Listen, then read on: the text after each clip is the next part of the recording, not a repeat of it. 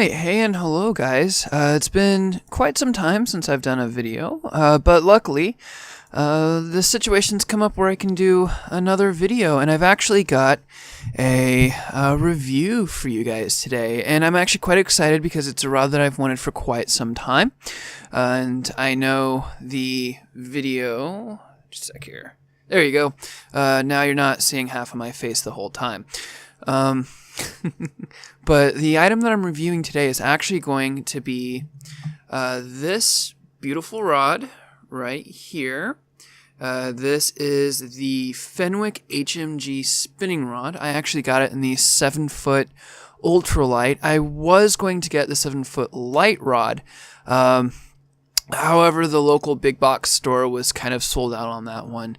However, I've already have a Fenwick Eagle 7-foot medium rod, so I figured the ultralight rod wasn't that bad of a thing to go with, and it sort of closes the gap between the actual micro jigs and the bigger lures for a regular spinning rod. On the first impressions of the HMG spinning rod, the one that I have, it's a very good quality rod. Everything looks pretty well put together. I didn't really see any surface blemishes or anything like that on that. And the overall weight of the rod, and this could just be because I got the ultralight, is it feels really, really light in my hands, which is really nice. So if you're doing vertical jigging or you do a hard day's fishing, you're not really going to have that fatigue there as well. Now let's go ahead and start from the back of the rod. This is a actual cork and a foam handle, which is pretty nice. I've always been a fan of cork handles. I've always loved them. If they get wet or something like that, it's not going to slip out of your hand. The cool thing about this handle is it's not so smooth that you have to worry about flinging it out of your hand when you make a cast. But at the same time, it's not so coarse that it feels like you're casting with sandpaper. So that's really nice.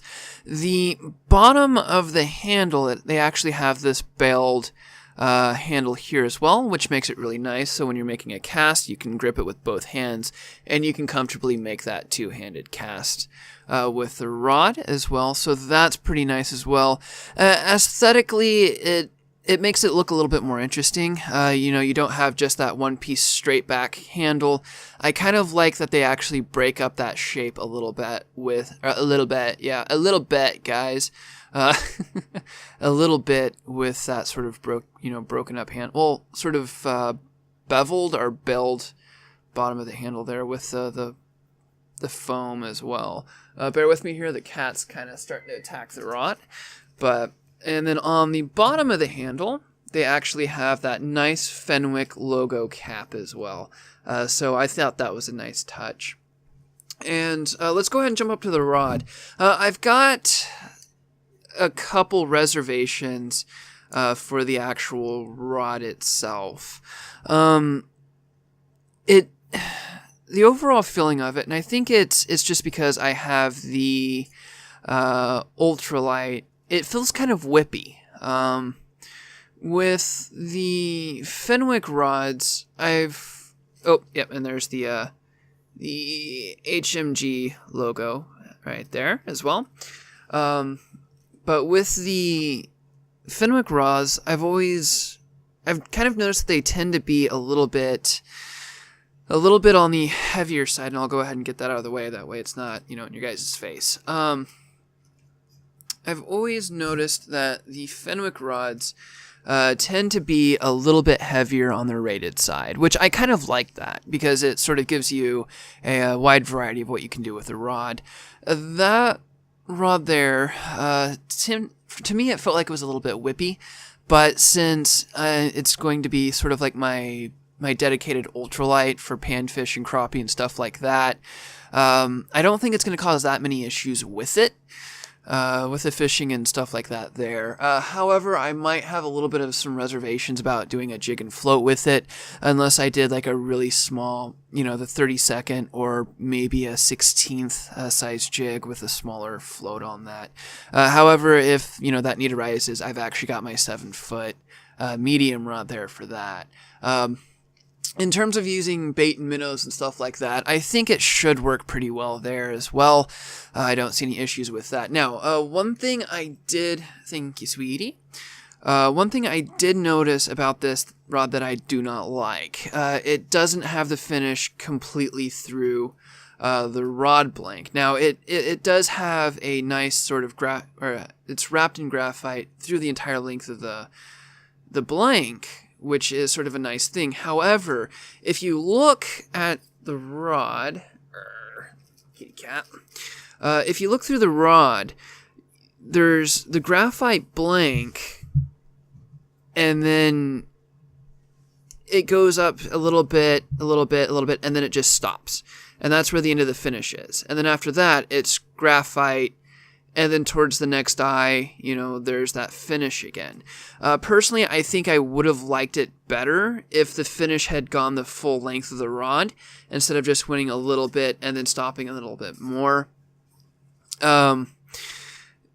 Because I'm kind of a little bit accident prone, and I kind of think that having that extra finish for the full length of the rod just adds a little bit more durability to it. Now, another good thing about this rod is that it has a lifetime warranty through the manufacturer. That is with proof of purchase. When I talked to the representative there at Fenwick, or an agent at Fenwick, she said that the warranty on this goes by brand. So as long as it's the Fenwick rod and you have your proof of purchase, as long you can get it from your big box store, and they'll still be able to do that. They did tell me that they don't sell like sections of rods and stuff like that, and what they normally do is that they actually just exchange everything out, which for me, I don't see that as that big of an issue, as long as I'm getting the rod or getting a replacement for that. So to me, that's not that bad. They did say that you will need your proof of purchase if you want to, exchange that out.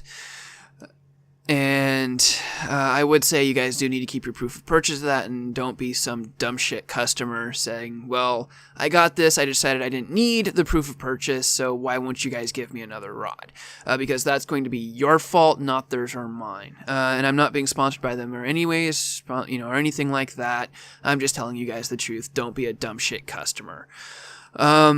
And there is one thing I did like here, is if you guys take a look, they've actually got the holographic logo on the rod, which is kind of nice. It reminds me of my Magic playing days. It's always nice when you get that holographic card. In conclusion about this, there's a lot of things that I like about it. There's a couple things I don't like about it. Preferably how whippy it is. I would have preferred that the ultralight have a little bit more backbone to it. However, once I get it into the water and I actually see how it works with the fish, I may completely change my mind on that. Since it is sort of a lighter ultralight, it's going to have a lot more sensitivity to it. So I think all in all, that's going to sort of balance that out. Again, like I said, I would have liked to have seen the actual finish go through the full length of the rod instead of just those parts there. However, I'll have to get that actually into the water and see how it goes from there. But all in all, I personally would say that this rod was worth $100, and that lifetime warranty on it sort of closes the deal, seeing as how you really don't have a lot of rods these days that have a lifetime warranty on them. Also, the Fenwick brand has been around for a very long time, so they really know what they're doing. So I've got my faith in this one, and in the Fenwick brand.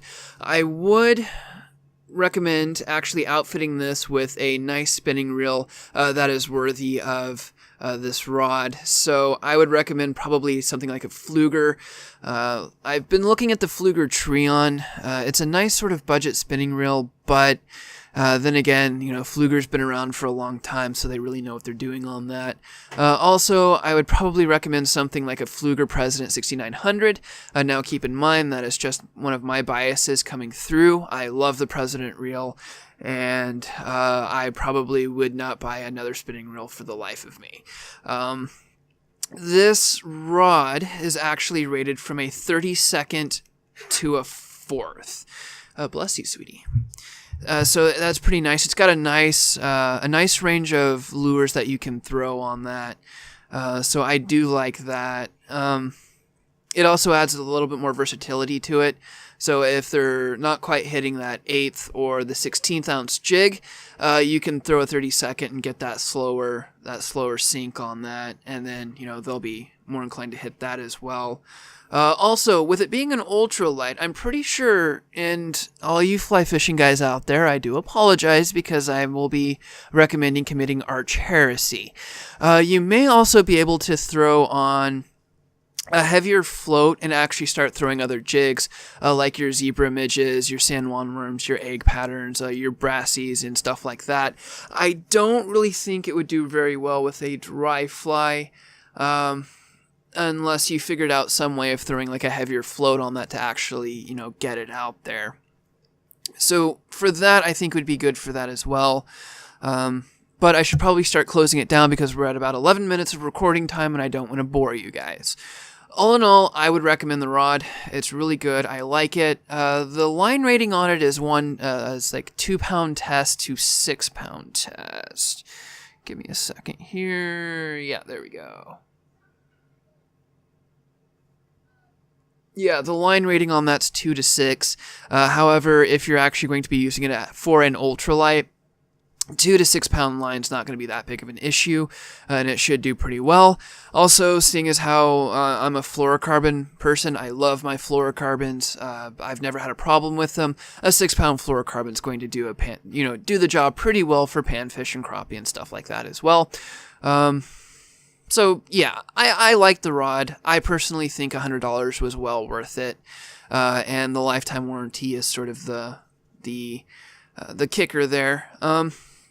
And after, so from there, everything should be done and said.